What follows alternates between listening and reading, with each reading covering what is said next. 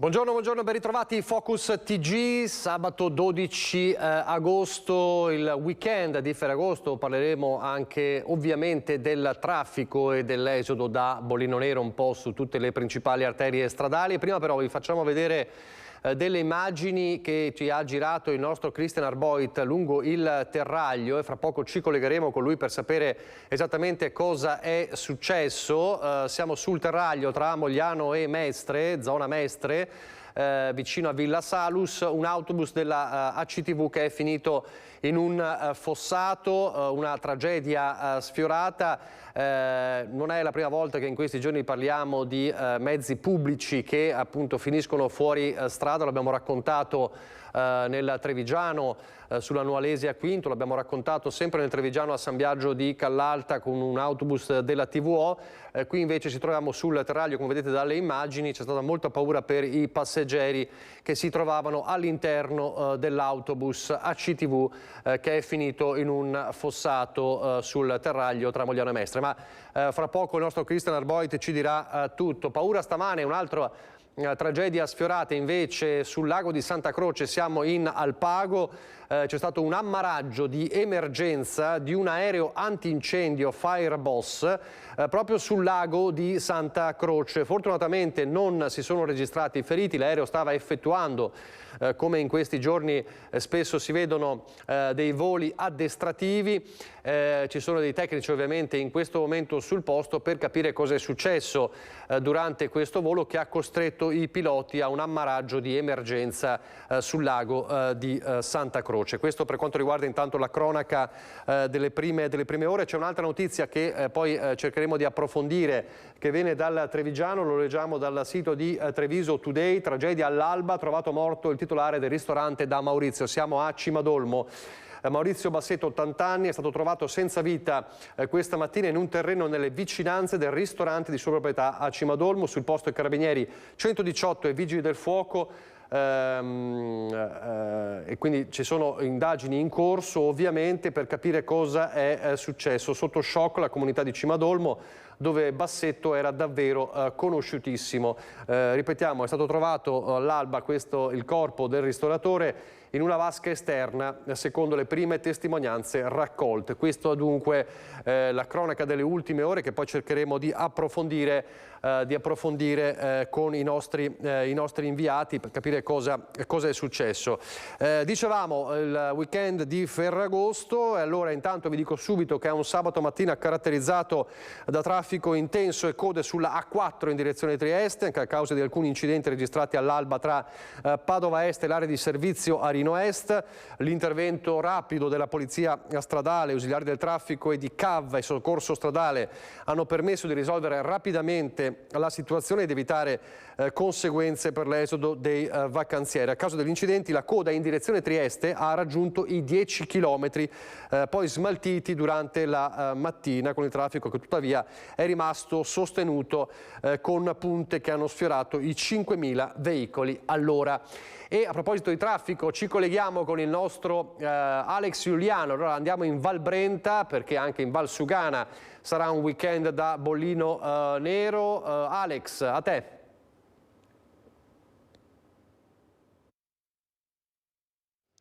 Un buongiorno allo studio, un buongiorno ai nostri telespettatori.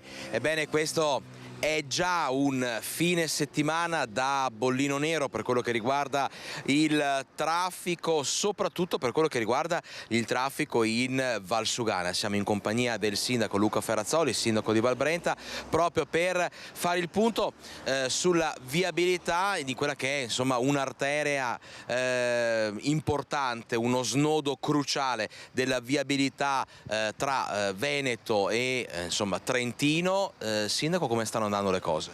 Beh, le cose stanno andando abbastanza bene per quanto riguarda il nostro comune, nel senso che noi abbiamo fatto in modo di staccare il semaforo di Carpanè, quindi c'è una presenza dei vigili e quindi che fanno sì che, insomma, che il semaforo di Carpanè non diventi un ostacolo alla circolazione primaria. Ciò nonostante evidentemente ci sono dei rallentamenti soprattutto sulla parte sud di Bassano, quindi nella zona di San Nazario, Campolongo, a dimostrazione insomma che spesso il semaforo di Carpanè è un alibi, nel senso che rallenta qualcosa ma si denota come sia una strada la cui capacità è insufficiente a reggere questi volumi di traffico.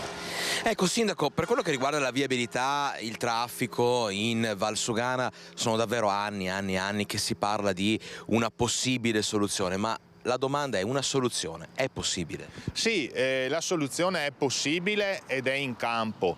Però non dobbiamo dimenticare che è una soluzione che parte da un accordo che ha quale suo fondamento la realizzazione della Valdastico Nord, nel senso che a fronte della realizzazione di una nuova statale 47 si è preferito politicamente, ovviamente parliamo di livello regionale, governativo, statale, di realizzare la Valdastico Nord e quindi su quel presupposto lavorare per un ammodernamento della statale 47. Quello che è sotto gli occhi di tutti è che attualmente la Valdastico Nord non sta procedendo come progettazione e quindi il rischio è che l'ammodernamento della statale 47 sia comunque insufficiente per questi volumi di traffico. In chiusura diamo anche un'informazione di servizio. È chiaro che prevedere il flusso di traffico di domani, di domenica, sicuramente non è possibile, ma tutti gli indicatori ci dicono che sarà effettivamente una giornata da bollino nero, come abbiamo detto prima. Cosa diciamo agli automobilisti, i banali consigli che possiamo dare agli automobilisti vacanzieri che si mettono in viaggio? Beh, il banale consiglio sarebbe quello delle partenze intelligenti. È che a volte mi rendo conto che è veramente difficile, bisogna essere particolarmente intelligenti perché ormai il traffico varia secondo condizioni che sono difficilmente prevedibili, quindi noi abbiamo sempre cercato di risolvere i nodi, ad esempio staccando il semaforo di Carpanè, come si è detto, in quelli che sono i momenti che sono pensati come topici, come momenti di massimo traffico, ma abbiamo visto negli ultimi anni che in realtà può capitare in qualsiasi altro momento o periodo della giornata, quindi cercare un po' anche di usare la tecnologia attuale che ci dà in tempo reale quali sono i rallentamenti, questa può essere una buona indicazione. E allora, nell'augurare buon viaggio a chi parte, sicuramente in valigia mettete anche un po' di pazienza in più, perché insomma partire in questi giorni serve avere un po' di pazienza in più. Noi con il sindaco Luca Ferrazzoli, che ringraziamo, restituiamo la linea allo studio. Grazie Alex Giuliano. Adesso siamo in grado di collegarci con il nostro Christian Arboit insieme ad Alberto Pivetta a Mestre. Abbiamo visto le immagini drammatiche dell'autobus della CTV finito nel fossato sul terraglio. Cristian, a te, cosa è successo? Sì, buongiorno a studio. Quella che vedete alle mie spalle è la corriera, il pullman ACTV che questa mattina, poco più di un'ora fa, è stata protagonista di una carambola qui lungo la strada del Terraglio. Siamo a Mestre, all'altezza di Villa Salus. Vi posso già rassicurare, non ci sarebbero feriti gravi. Questo è quello che sta emergendo proprio in questi minuti. Di certo ci sono disagi alla circolazione e le operazioni di recupero del mezzo, di questo mezzo ACTV, non sono facili e non saranno facili. Sul posto lo vedete la Polizia Locale di Venezia, a cui sono affidati i rilievi, i carabinieri, la Polstrada e soprattutto i vigili del fuoco, che appunto stanno mettendo in sicurezza l'area e hanno anche ovviamente circoscritto il luogo dell'incidente. A quanto pare alla base di questo sinistro un tamponamento tra il pullman della CTV e un furgoncino che è lì a 200 metri, quindi la carambola è stata davvero impressionante e fortunatamente non ci sono stati feriti gravi. Con Alberto Pivetta cambiamo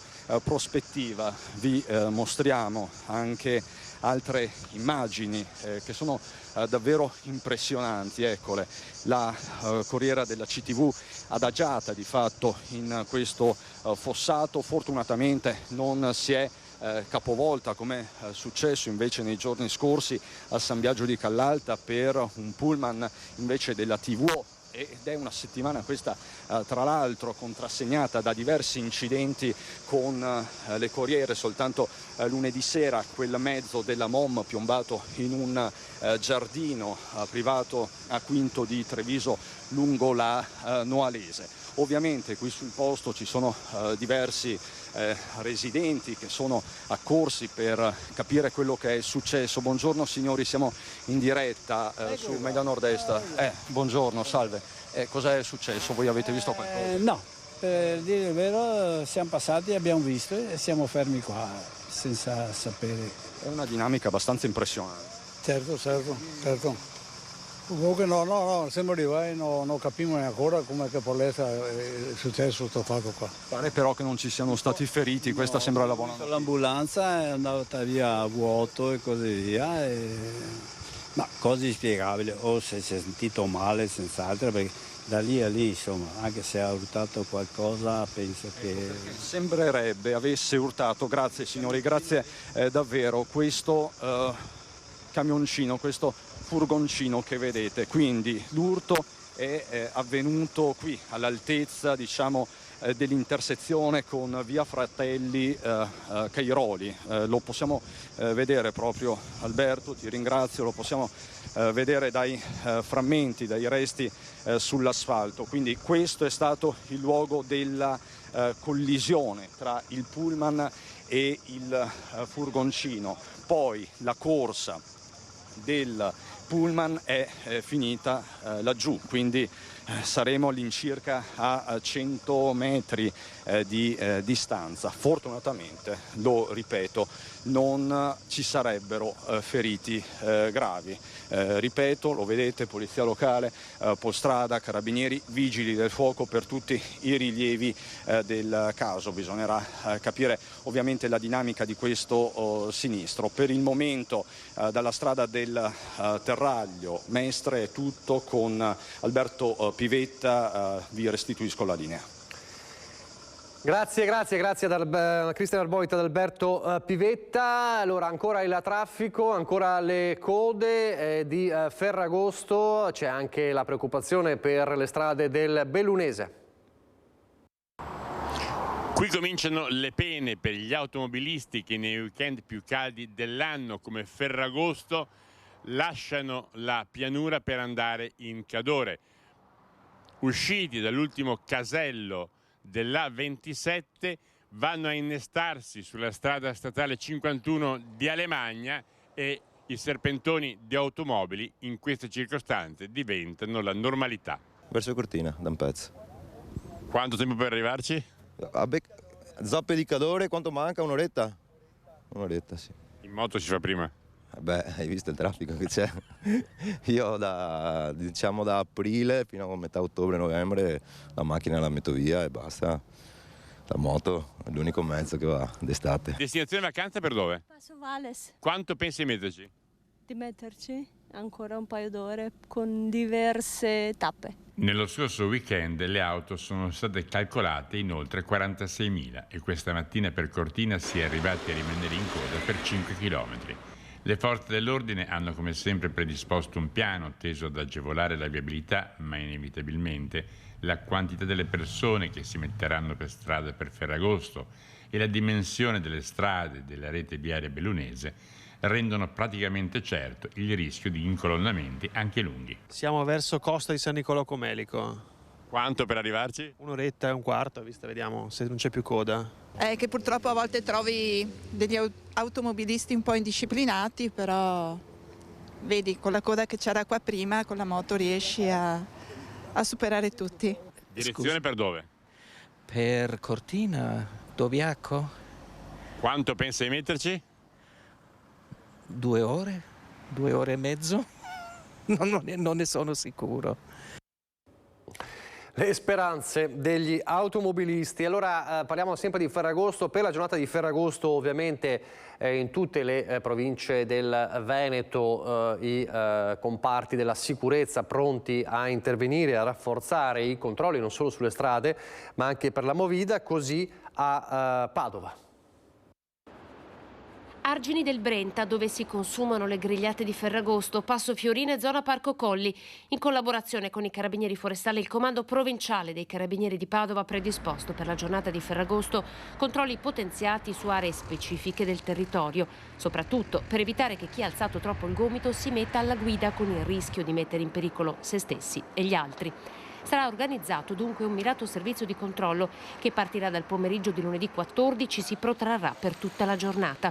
Sulle strade del Padovano le attività di controllo dell'Arma, impegnata anche nella campagna Adotta una strada, sono iniziate il 15 di luglio e termineranno il 10 di settembre. Interesseranno in particolare i tratti stradali di maggior flusso, la statale 11 Padana Superiore, la statale 309 La Romea, dove i carabinieri hanno già controllato 200 mezzi e quasi 400 persone, elevando 56 sanzioni del codice della strada. Nel 2023 sono già state elevate 2.747 contravvenzioni durante i servizi di controllo, predisposti su tutte le vie di comunicazione, in aumento del 30% rispetto al 2022. Restiamo a Padova, restiamo nel Padovano e torniamo a parlare della polemica degli autovelox di Cadone, che c'è stata anche la propaggine di cronaca molto grave, gli autovelox esplosi. Estrapolate le immagini delle telecamere di videosorveglianza che potrebbero rivelare l'autore o gli autori del grave danneggiamento dell'autovelox lungo la 307. A poche centinaia di metri è stato messo fuori uso un altro autovelox. Intanto ieri sera l'incontro tra i multati e l'associazione consumatori. Sono due i fronti. Anna De Roberto in diretta da Cadoneghe. Buongiorno Anna. Sì, buongiorno. La novità è che chi ha distrutto i due autovelox lungo la regionale 307 potrebbe avere le ore contate. Sono state consegnate le immagini delle telecamere di videosorveglianza, quelle del comune di Cadoneghe, ma non solo, anche quelle dei privati, ai carabinieri. Quindi sono in possesso delle forze dell'ordine che stanno vagliando, e quindi potrebbe davvero avere le ore contate il vandalo o i vandali. Intanto un'altra notizia importante è quella che ieri ha visto riunirsi tutti gli automobilisti multati insieme all'Associazione Maggiore Tutela. C'è stato un incontro e al termine di questo incontro si è deciso di presentare un esposto proprio contro il comune. Dunque gli automobilisti non accennano a fermare la loro corsa contro gli autovelox della discordia. Ricordiamo tra l'altro che, perché adesso stanno trapelando nuove notizie, tra i multati ci sarebbe anche Enrico Carraro, presidente di Confindustria, quindi tantissime le vittime di questi autovelox. In ballo c'è anche un altro tema, ovvero se si tratti di un tratto di strada regionale oppure un tratto di strada comunale. Anche su questo l'Associazione Maggior Tutela sta cercando di fare luce. Hanno addirittura chiesto, pensate, i documenti al Ministero delle infrastrutture e dei trasporti, quindi hanno scritto anche a Matteo Salvini per capire esattamente se in quel tratto di strada possa o meno essere installato un autovelox con il limite di 50 km orari. Noi abbiamo raggiunto il referente dell'Associazione Maggiore Tutela, il referente che si occupa proprio di autovelox, lo abbiamo intervistato, ci conferma dell'esposto e ci dà anche le prime motivazioni. Ve lo facciamo ascoltare.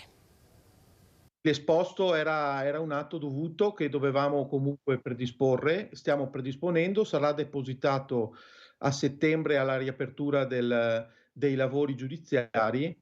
Noi ieri ne abbiamo parlato in riunione con i cittadini di Cadoneghe, abbiamo riscontrato che tutti sono d'accordo ad aderire, tra virgolette, virtualmente all'esposto, perché ovviamente l'esposto sarà depositato dall'associazione, però allegheremo tutte le deleghe e i documenti relativi di tutte le persone che sono d'accordo su questa azione. Lo dico chiaro e tondo, noi vediamo dei presupposti di truffa, non lo dico io, lo dice la Cassazione. Facciamo un esempio pratico: un autovelox posizionato su un palo della luce, privo di cartelli luminosi, quindi di notte lei non lo vede neanche se ha una torcia.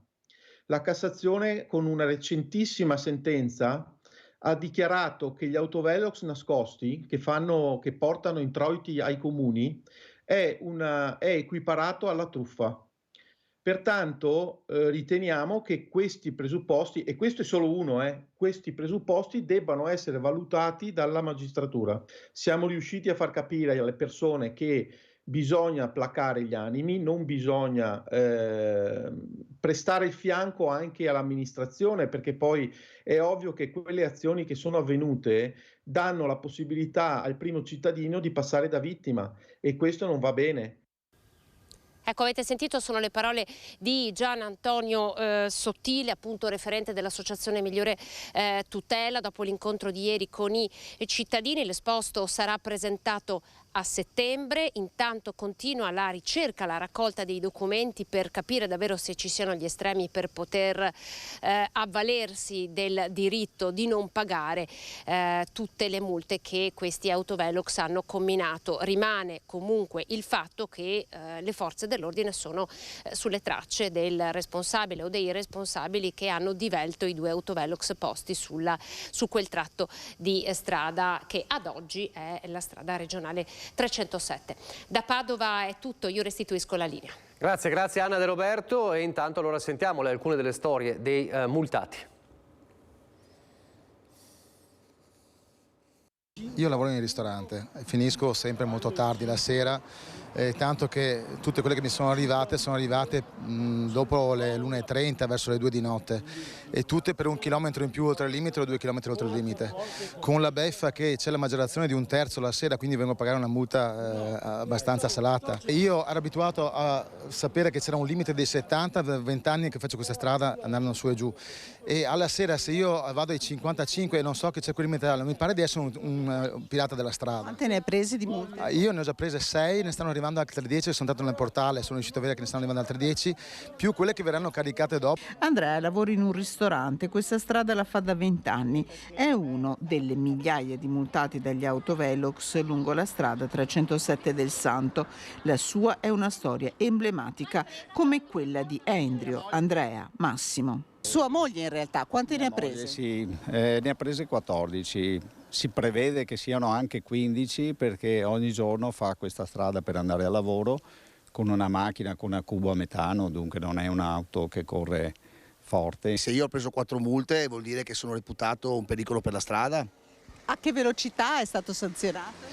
Allora, calcolando la differenza di 5 km orari a 56, quindi 56 meno 5, 51, quindi la mia sanzione è stata calcolata a 51 all'ora. Sono circa 700 euro più 9 punti, è venuto fuori il discorso della ritiro patente per troppe multe. Alla fine io li ho presi in 20 minuti, non sono di Cadone, ho i figli a Viego d'Arzere e quindi insomma mi sono trovato in questa situazione. Lei le ha già pagate? No, chiaro che non le pago, e difatti siamo qua per cercare di capire come muoversi. E c'è chi le multe le ha in mano, come Paolo e Ambra. Le ha ricevute, le ha già pagate tutte, quanto ha pagato? Per un totale di, fino adesso, sono 300 euro di multe già pagate. Nel giro di 3 giorni ne ho pagate esattamente 6. 5 finora, prese tutte a giugno in 5 giorni. Io ho un'invalidità del 76% per una forma grave di artrite che mi prende le gambe, quindi io di solito uso il bastone. Figuratevi in macchina come sfreccio. Continua a parlare anche Michele Schiavo, ex sindaco e consigliere di opposizione, contattato da numerose aziende. Ci sono aziende piccole aziende, non grandi aziende, ma hanno da pagare 12.000, 15.000 euro di multe, e che ci starebbe anche, ma è l'affidare i numeri, i punti, no, della patente che vengono tolti a degli autisti, quindi lui si trova con mancanza di personale di svolgere il servizio che svolgeva normalmente. E manco a farlo apposta, chi saranno i cittadini veneti più multati secondo una recentissima ricerca? I padovani. Padova è conosciuta come la città dei 3 senza, ora potrebbe aggiungersene un quarto senza punti sulla patente, dall'analisi di un sito specializzato in assicurazioni realizzato esaminando i rendiconto dei proventi delle violazioni del codice della strada. È emerso infatti che la città più multata del Veneto è Padova. Nella nostra regione nel 2022 sono stati raccolti oltre 51 milioni di euro di multe. Le province che hanno pagato di più sono quelle di Verona e Padova, rispettivamente con 15 milioni e mezzo di euro e quasi 14 milioni di euro, seguiti da Venezia.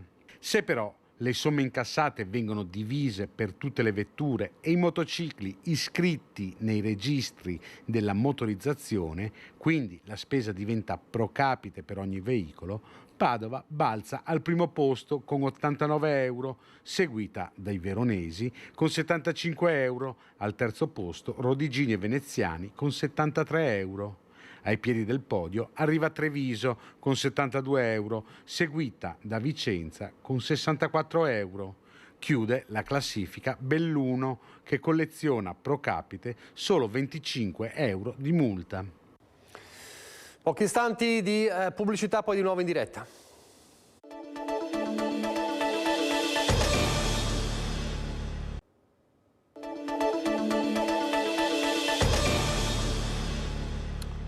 Di nuovo in diretta con Focus TG, abbiamo parlato prima, l'abbiamo fatto vedere la notizia nella Marca Trevigiana del ritrovamento del corpo senza vita di Maurizio Bassetto, ottantenne, notissimo ristoratore di Cimadolmo, ristorante da Maurizio. Ci sono sul posto i carabinieri dall'alba di oggi. È stato trovato nelle vicinanze del ristorante in zona di campagna vicino a una vasca esterna e quindi bisogna capire esattamente cosa è successo. Sono ovviamente tutte le piste aperte. Ci sono delle immagini che ha girato la nostra Lina Paroletto, che si trova sul posto in questo momento, con le immagini dei carabinieri. Le vediamo vicino, nelle vicinanze della zona dove è stato ritrovato il corpo di Maurizio Bassetto, 80 anni, lo ricordiamo, molto noto ristoratore della Marca trevigiana, che è stato trovato senza vita, il cui corpo è stato trovato senza vita questa mattina nei pressi del ristorante. Cercheremo di darvi ulteriori aggiornamenti. Nel frattempo c'è un aggiornamento sanitario con un nuovo caso di West Nile nel Padovano. I primi sintomi sono comparsi il 6 di agosto, tremori, febbre ed ebolezza. Quando il quadro clinico stava peggiorando è arrivato in pronto soccorso ed è stato subito ricoverato in medicina. È il secondo caso di West Nile a Padova. Si tratta di un uomo di 79 anni residente a Monselice, attualmente è ricoverato in azienda ospedaliera con una forma neuroinvasiva. L'anziano vive insieme alla moglie in una zona rurale, il primo sintomo del peggioramento delle sue condizioni, quando ha iniziato ad avere difficoltà nel linguaggio. L'esame del sangue ha confermato la tesi dei medici West Nile. Le condizioni dell'uomo sono in lento ma progressivo miglioramento. Dal Dipartimento di Prevenzione è arrivata la nota del medico che ha chiarito come il paziente non fosse solito fare uso di repellenti contro le zanzare, trascurando così i rischi che possono derivare da una semplice puntura di insetto. Al momento nel Padovano i casi restano numericamente poco significativi, con una differenza abissale rispetto all'estate del 2022, quando gli episodi certificati superarono le 300 unità. Il dottor Luca Sbrogiò, direttore del reparto di malattie infettive dell'ULSS 6 Euganea, ha diffuso una nota informativa per i cittadini, raccomandando l'utilizzo dei repellenti e di non sottovalutare i sintomi come la febbre in estate. La situazione in generale, ormai abbiamo detto in più occasioni, è molto diversa da quella dello scorso anno. Abbiamo meno zanzare infette e anche un numero molto inferiore di uccelli che sono infetti, quindi quel ciclo zanzara-uccelli non è quello dello scorso anno. Ciò nonostante alcune zanzare con il virus ci sono.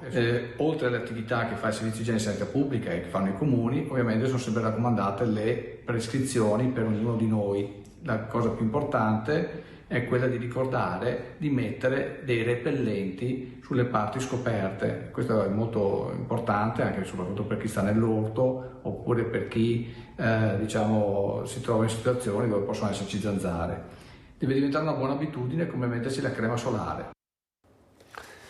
I danni del maltempo, la stima è di oltre 1 miliardo di euro.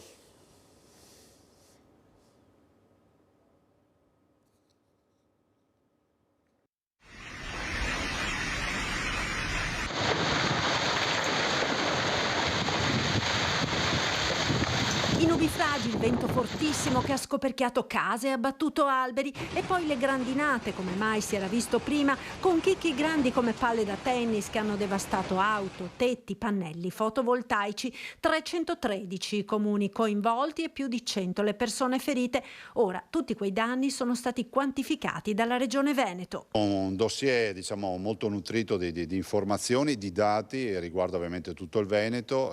Stiamo parlando di calamità dal 13 di luglio fino al 6 di agosto, ma parliamo anche di una cifra importante che riguarda oltre 70.000 famiglie e imprese, e si parla di 1.129 milioni di euro, che arriverà tranquillamente a 1,3 miliardi. Danni ingentissimi che ora rientrano nella relazione inviata al governo dalla Regione Veneto per la richiesta dello stato di emergenza e di conseguenti risarcimenti. E, sottolinea Zaia, i soldi bisogna che Roma ce li dia. Per la gestione delle pratiche il presidente del Veneto conta sui comuni. Da commissario ho sempre fatto questa scelta unica a livello nazionale di non gestire i soldi direttamente dalla struttura commissariale, quindi dalla regione, ma a dare subito gli anticipi ai comuni, e i comuni poi hanno i rapporti, e i comuni sono efficientissimi e sono sempre stati collaborativi, avranno i rapporti diretti con i loro cittadini. Tanti danni che ovviamente si ripercuotono anche nelle tasche dei cittadini, delle aziende, quindi anche dei cittadini. E intanto la CGIA di Mestre mostra una indagine preoccupante sull'indebitamento dei veneti. Al 31 dicembre 2022 l'importo dell'indebitamento per nucleo familiare presente in Veneto è salito a 24.911 euro per famiglia. Il Veneto si trova al 6° posto a livello nazionale in questa classifica al rovescio, maglia nera, dopo Lombardia, Trentino, Lazio, Toscana ed Emilia Romagna. A livello provinciale la situazione più critica per i debiti delle famiglie è a Padova, seguita da Treviso, Venezia, Verona, Vicenza, Rovigo e Belluno. Inevitabilmente, dice la CGIA di Mestre con Paolo Zabeo, aumenta il rischio di usura. Sentiamo. Sebbene lo stock dei debiti delle famiglie sia in aumento a causa dei rincari, dell'incremento del costo dei mutui e dell'impennata delle bollette, la situazione è critica, ma ancora sotto controllo. Va comunque monitorata attentamente, perché le banche prestano sempre meno soldi, soprattutto agli artigiani e piccoli negozianti, che a loro volta potrebbero essere tentati inconsapevolmente a ricorrere agli usurai, che in questi momenti di difficoltà sono i più disponibili ad aiutare, si fa per dire, chi è a corto di liquidità. Torniamo alla cronaca e torniamo nella Marca. Il colpo di scena nel delitto di Margherita Ceschin, l'anziana, ricorderete, a Conegliano, trovata morta, in arresto. Sono stati arrestati poi durante le indagini, durante l'inchiesta, anche l'ex marito, la compagna di lui e altre 2 persone. Bene, ieri pomeriggio è stata scarcerata la 32enne dominicana di Lesi Guzman, accusata di essere la mandante. Lesi è una donna libera perché liberata dal Tribunale del riesame. Evidentemente il collegio ha ritenuto essere indicative le mie valutazioni sull'interpretazione delle carte processuali. Di Lesi torna a essere una donna libera. Con quello che appare come un colpo di scena, il Tribunale del riesame di Venezia ha annullato le ordinanze emesse dal GIP di Treviso nelle scorse settimane nei confronti della 32enne dominicana accusata di essere la mandante dell'omicidio di Margherita Ceschin, accanto a Enzo Lorenzon, 79 anni, compagno di Lesi e marito della vittima. Prevale al momento la linea della difesa con l'avvocato Giuseppe Pio Romano, che fin dall'inizio aveva sostenuto la presenza di diverse discrasie, su tutto il pericolo di fuga che sarebbe emerso dalle intercettazioni. Assolutamente, non c'era il pericolo di fuga, dettato anche da una intercettazione in cui la Delisi era andata a valutare la possibilità dell'acquisto di un biglietto aereo per Santo Domingo, ma comunque poi diceva che non poteva farlo perché non aveva denaro. La donna ha lasciato così il carcere della Giudecca nel pomeriggio per riabbracciare il figlio 11enne affidato a un'amica. Sapete che un bimbo rimane privo della madre in una situazione così difficile, uno ci pensa se ha un minimo di di coscienza professionale. Qualche giorno fa lo stesso Tribunale dell'Esame aveva invece confermato il carcere per Lorenzona, ma anche per Sergio Lorenzo, 38 anni, accusato di essere uno degli esecutori materiali del delitto, su commissione il sicario insomma, e Joan Maria Guzman, 41 anni, come mediatore. I tre restano a Santabona, ma la pronuncia su di Lesi segna il passo anche per loro, dice l'avvocato Fabio Crea. La scarcerazione della signora Di Lesi è un fatto procedimentale molto importante perché costituisce la caduta del primo tassello del castello accusatorio della Procura di Treviso su questo fatto omicidiario. Questa scarcerazione credo che consenta di avere ancora maggior fiducia per l'accoglimento dei ricorsi in Cassazione anche a favore degli altri tre indagati. Una tragedia sfiorata, restiamo nella Marca trevigiana, un cercatore di funghi che raccoglie un cesto di funghi, lo porta a casa per cucinarlo in famiglia, poi però lo scrupolo di andare a controllare questi funghi al servizio dell'ULSS 2, gratuito peraltro con gli esperti micologi, e viene fuori che quei funghi sono letali, velenosissimi. Questi 5 funghi, se fossero stati consumati dalla famiglia e fossero stati presenti casualmente nei piatti di tutti, chiaramente tutti quelli che avessero mangiato di questi funghi avrebbero avuto questi danni irreversibili. Un'intera famiglia ha rischiato di morire avvelenata dai funghi raccolti nel bosco. Per fortuna, prima di prepararli, il padre ha avuto l'accortezza di andarli a far controllare presso la sede dell'ispettorato micologico dell'ULSS 2. Accanto a alcuni funghi che avrebbero dato solo della patologia gastroenterica, una tossinfezione alimentare, c'erano alcuni, per la precisione 5 funghi, altamente letali, quindi che avrebbero dato probabilmente morte a chi li avrebbe mangiati. Il Cortinarius speciosissimus è responsabile della cosiddetta sindrome orellanica, una patologia a lunga latenza che lo rende ancora più insidioso. Dal momento in cui si ingeriscono questi funghi possono passare anche fino a 14-15 giorni prima di avere i primi sintomi,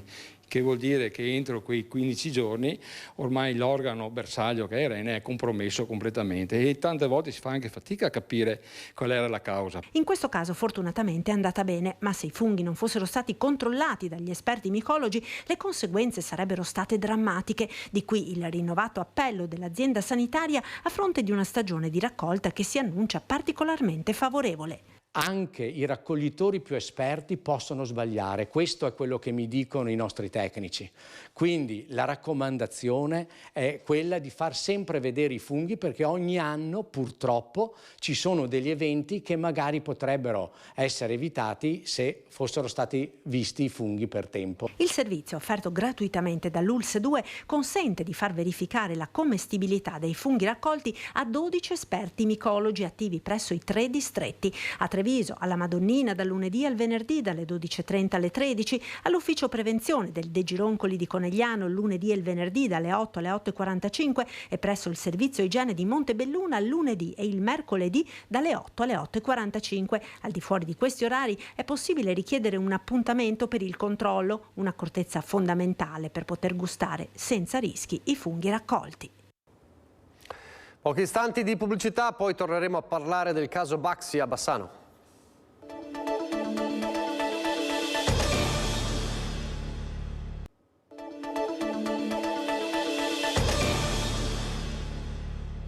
Rieccoci in diretta e allora torniamo a parlare del caso Baxi a Bassano, perché cresce l'apprezzamento dei comuni bassanesi nel creare una vera area territoriale pronta ad accogliere le aziende. A braccia aperte. Se a Bassano una parte della politica ha creato divisioni sul tema Baxipengo, usando come lama il futuro dei lavoratori, il territorio bassanese è invece pronto a lavorare, o perlomeno a supportare l'idea e svilupparla, di creare un'area vasta non solo nei progetti, ma nei fatti. Un'area che accolga le esigenze delle aziende, tenendo ben fermo il principio di tutela del territorio nella sua complessità. La proposta, lanciata da qualche comune, fra cui Rossano Veneto, per voce di Morena Martini, sembra davvero mettere tutti d'accordo. Ormai dobbiamo parlare di area bassanese e di area diffusa e non dobbiamo solo pensare o che faccia comodo qualche volta quando dobbiamo fare qualche progetto, ma la mentalità delle nuove amministrazioni deve essere proprio una mentalità condivisa sul bassanese. La cosa che deve farci riflettere come sindaci del Bassanese è che un'azienda come Baxi ha impatti sociali, lavorativi e economici su tutto il territorio, e quindi in questo caso si parla di Baxi, ma parliamo anche di tutte le aziende che potrebbero averne bisogno in comune di Romano d'Ezzelino.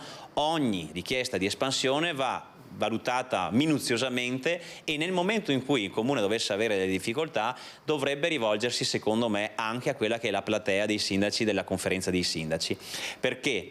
Perché in questo modo si va a dare una risposta territoriale a un problema che è territoriale. Bassano sarebbe dovuto essere in questi anni comune capofila per progetti e soluzioni di questo tipo, ma evidentemente non è stato così, come dimostrato dal caso o caos Baxi, che la politica di Bassano doveva e poteva gestire diversamente. Bisogna ragionare ormai non più come piccole patrie, ma come un'area pedemontana più vasta, ed è anche questo un fallimento della nostra sindaca, che pensa di essere in grado di fare un po' da regia o da riferimento di un'area, ma in realtà viene bellamente ignorata, e quindi ben vengano quelle che sono le disponibilità e le collaborazioni, e ringrazio quindi anche tutti i sindaci di tutti i colori politici che sono anche disponibili a mettersi attorno a un tavolo per cercare di ragionare in dimensione di area vasta. E sulla gestione del caso Baxi sentiamo anche la consigliera regionale Chiara Luisetto. Aver messo lavoratori contro residenti e quindi l'esigenza del lavoro contro quella dell'ambiente, secondo me è gravissimo. Credo che sia necessario adesso trovare la modalità più veloce possibile per ricucire questo strappo, per mettere da un lato i residenti nella condizione di essere tranquilli e vivere il proprio ambiente nella totale sicurezza che hanno sperimentato in questi anni, e dall'altro i lavoratori nella garanzia di avere un futuro. Un'amministrazione responsabile fa questo. Prende da lontano le questioni, le tratta per tempo, riunisce tutti gli attori attorno a un tavolo, anche quando è difficile, perché è difficile metterci la faccia e non sempre si accontenta tutti, però si deve trovare un modo per tenere insieme la città. La frattura che si è creata deve al più presto essere sanata. Torniamo alla cronaca, restiamo però in provincia di Vicenza. Aveva derubato con violenza una donna che attendeva in auto il marito. I carabinieri hanno individuato l'autore del furto e lo hanno arrestato. È finito in carcere il cittadino marocchino di 28 anni che il 25 luglio scorso aveva strappato dal collo di una donna una collana d'oro, procurandole delle contusioni al torace e dandosi poi alla fuga. Al termine delle indagini, l'uomo era stato ritenuto il responsabile del furto con strappo e lesioni. Il 9 agosto il GIP di Vicenza aveva emesso nei suoi confronti un ordine di custodia cautelare per lo straniero pregiudicato senza fissa dimora. Il malvivente, che aveva derubato violentemente la vicentina che attendeva in auto il ritorno del marito, era inoltre gravato da un foglio di via dal comune di Vicenza. I carabinieri della sezione radiomobile hanno individuato il pregiudicato verso l'ora di pranzo a Campomarzo. Dopo averlo catturato ed espletate le formalità di rito, è stato immediatamente condotto alla casa circondariale di Vicenza. Sul fronte sicurezza, più volte sia i sindaci che i cittadini hanno auspicato un giro di vite per una maggiore certezza della pena per chi delinque. Anche a Vicenza c'è attesa allora per il pacchetto di norme sulla sicurezza annunciato dal governo per settembre. SOS Sicurezza. Vicenza, come tante altre città, deve fare i conti con lo spaccio di droga, con i furti, il degrado, l'accattonaggio molesto, i bivacchi davanti ai negozi o sotto i portici dei monumenti. Spesso a commettere i reati sono personaggi già conosciuti dalle forze dell'ordine, ma che continuano a gravitare nei parchi, nelle piazze, reiterando gli stessi comportamenti contro la sicurezza e l'ordine pubblico. Una situazione che porta molti cittadini a chiedere un giro di vite, un tema che ormai non può più essere rimandato nemmeno dal Parlamento e dal governo. E la legislazione attualmente vigente è insufficiente e troppo lassista.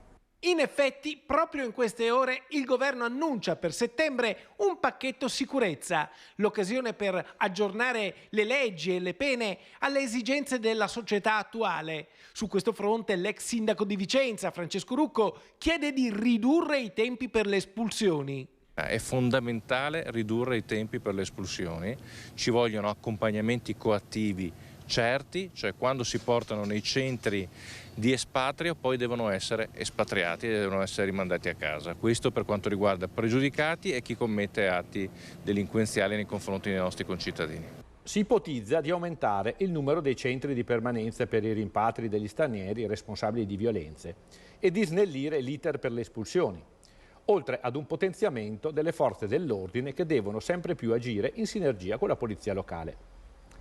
Ma oltre agli strumenti normativi, chiediamo a magistratura e questori maggiore impegno ed energia nell'utilizzo degli strumenti già a disposizione. Tra le misure previste dal pacchetto annunciato dal governo per innalzare i livelli di sicurezza delle città, interventi di prevenzione e contrasto alla violenza giovanile e poi un rafforzamento di dotazioni e organici delle forze di polizia.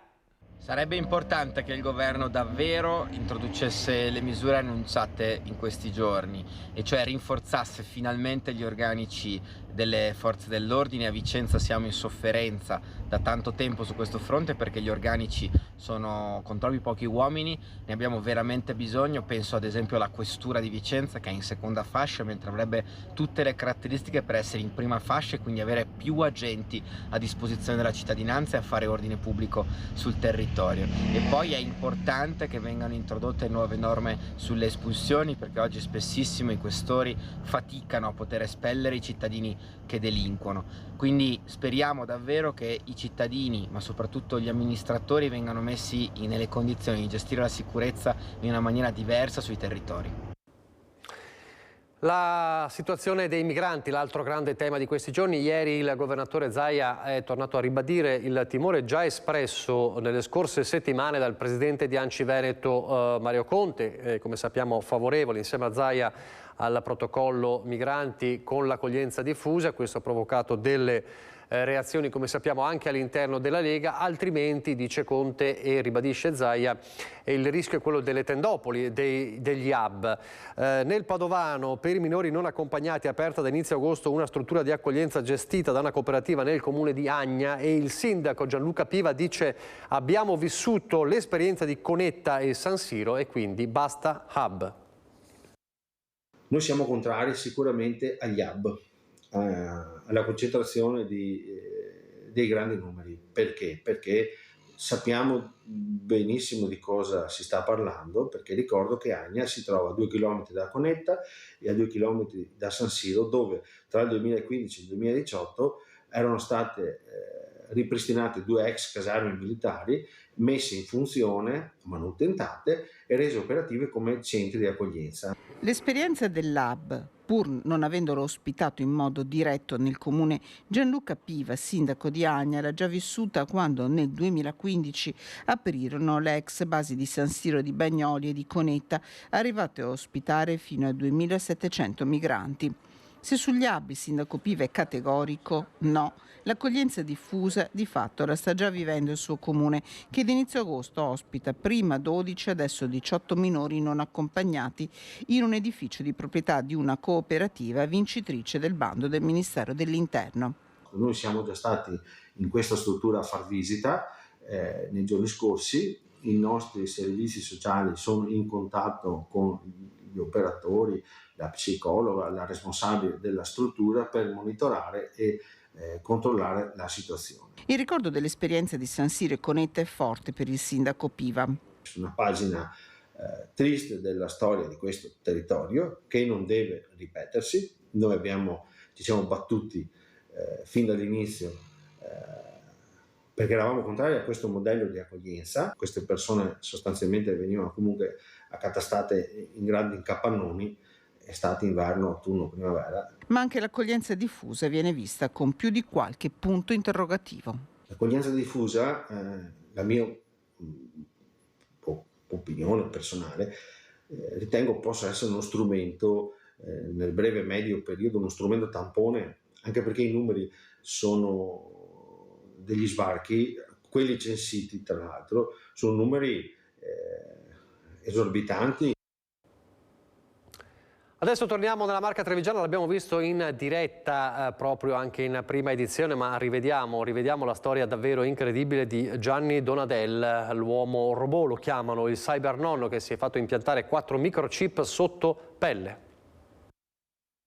un mio amico Riccardo, tatuatore, lo ha installato con questi strumenti. Questi qui si installano in questo modo qui, in modo leggermente invasivo, mentre nel 2017 ne ho installati altri due. Questi altri due sono gli stessi che usiamo nei badge per aprire le porte. Infatti con questo qui io faccio delle firme, mentre con questi qui apro le porte del data center, le porte del garage di casa e poi anche una cassaforte. Ne parla come fossero dei normali tatuaggi, in realtà sono dei microchip che si è fatto installare sotto pelle, ben 4 fino ad oggi. Gianni Donadel, consulente finanziario a Conegliano e appassionato di tecnologie, ne va decisamente orgoglioso. Il primo inserimento sottocutaneo nel 2016, altato una sorta di chicco di riso metallico. Tecnicamente è questo qui. E anche la dimensione, questa qui, quella reale. Quindi non è piccolissimo? No, non è piccolissimo, infatti quando mi hanno detto un chicco di riso speravo fosse un po' più piccolo, sinceramente. È sufficiente che avvicino la mano e qui la porta si apre. Donadel, 65 anni, non apre solo porte o effettua pagamenti semplicemente appoggiando la mano. I nuovi microchip hanno anche altri scopi. La prossima sperimentazione a cui ho aderito è la tecnologia, questo qui che ho inserito appunto per pagare, questo lo si sente, a 3 centimetri di dimensione per un paio di millimetri di spessore, e per rilevare dati biometrici sanitari, glicemia o altro, quindi qualcuno deve pur farlo. Una cavia consapevole, si definisce Gianni, spesso protagonista di episodi dai risvolti comici, quasi surreali. Ero qui vicino a un negozio, avevo l'orologio sulla sinistra e la commessa si è preoccupata di dirmi che non dovevo avvicinare la destra perché non sarei riuscito a pagare, perché l'orologio era di qua. Un'altra volta che non avevo niente, non avevo neanche il telefono, mi hanno portato dal direttore perché hanno visto uscire lo scontrino, pur essendo validata la transazione, si chiedevano come fosse stato possibile, quindi ho dovuto spiegargli, poi abbiamo voluto fare delle foto assieme tra l'altro. Nessun problema in metal detector e soprattutto assicura nessun pericolo per la riservatezza dei dati contenuti nel microchip. I comuni cellulari sarebbero molto peggio. Vulnerabile in termini di privacy lo siamo avendo sempre in mano questi apparati. Questione di prospettiva, di sicuro il 65enne coneglianese è tra i primi e tra i pochi in Italia ad aver fatto questa scelta. Mio nipote quando mi tiene per mano mi dice che tocca senza il bottone magico e lo vuole far installare anche lui in effetti. Un cyber nonno? Sì, cyber nonno, esatto, sì. Dal cybernonno di Conegliano al trombettista misterioso di Pieve di Soligo che suona il silenzio ogni sera, ogni giorno dopo mezzanotte, e tutti vanno a caccia di questo particolare suonatore.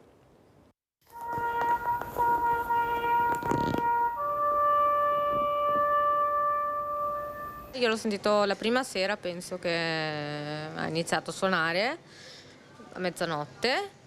Ho preso un po' di paura anche all'inizio, devo dire la verità, però sì, poi ho sentito che ha cambiato zona, però non ho idea assolutamente di chi sia. Se lo chiedono un po' tutti, ma chissà. Un uomo, una donna o forse più di una persona. A Pieve di Soligo da qualche giorno non si parla d'altro ed è caccia, bonaria si intende, a un trombettista notturno che in diversi angoli del territorio suona per pochi secondi il silenzio. Qualcuno ha avuto la prontezza di registrarlo. Una volta penso di aver sentito, effettivamente sì, c'è stato, prima delle piogge c'è stato verso Barbisano, c'è stato una volta, si sentiva da lontano, però è fenomenale quello che fa. Dopo tutti i danni e maltempo che abbiamo avuto qui, no, grave. Noi non l'abbiamo mai sentito, quindi non so neanche che zona batta questo personaggio, chiamiamolo così. Le piacerebbe però sentire? Mi piacerebbe saperlo, ma sono molto anche un patriota, adesso io non lo so. Non l'ho mai sentito, ma non mi darebbe mai fastidio, capito? Cioè uno suona la tromba, ebbene sia, fatelo suonare, insomma, dai. Un giallo musicale in piena regola in un Ferragosto difficile, segnato dalla conta dei danni del maltempo. Al trombettista fantasma si rivolge lo stesso sindaco. Intanto la ringrazio perché ha portato, dopo queste settimane di tragedia, di difficoltà, una nota di positività in un territorio che deve sempre guardare alla vita e al futuro. Sono io trombettista, speravo di farla franca e mi avete trovato. È diventato un vero e proprio giallo questo. Sì, no, non so del trombettista, ma potrebbe essere lui, sai, non lo so. E c'è chi ora spera di sentire quel silenzio sotto casa, come Roxalana, musicista dall'Ucraina. Centro Pieve, che sarebbe via Garibaldi. quindi qua a centro proprio. Quindi il trombettista tu lo inviti in via Garibaldi? Sì, cioè, certo che invito, con tutto il cuore, sì. Mi piacerebbe sentirlo tantissimo, sì.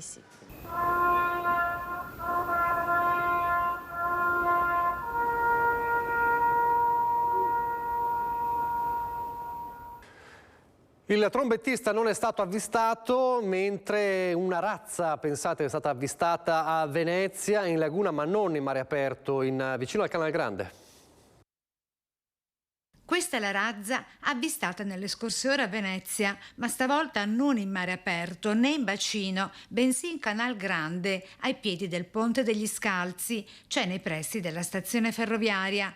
Una razza piccola, una ventina di centimetri o poco più, non di grandi dimensioni, e che ciò nonostante il solo vederla genera certamente grande emozione. Le immagini inviatici da un residente, Giorgio Skopinic, ha avvistato la piccola razza che nuotava attorno alla sua barca ieri pomeriggio. Eccolo il delfino, Casabianca. Ed è notizia sempre di queste ore di nuovi avvistamenti, stavolta di delfini in quel di Jesolo e danzanti tra la calma di un mare piatto quanto una tavola, tra la gioia di numerosi e fortunati bagnanti. Ecco le immagini un po' sgranate vista la ripresa effettuata con il telefonino, per quanto lo stesso decisamente molto emozionanti, quando la natura genera anche la gioia di inaspettate e meravigliose sorprese. Siamo in chiusura, vi ricordo però la notizia che abbiamo raccontato anche durante questa prima edizione, che viene da Cimadolmo, il giallo per il macabro ritrovamento del corpo di Maurizio Bassetto, noto ristoratore e ristorante da Maurizio a Cimadolmo, il corpo in una vasca da giorni, nessuna pista esclusa, e allora vi racconteremo gli eventuali poi aggiornamenti nelle prossime ore. Grazie per averci seguito, arrivederci.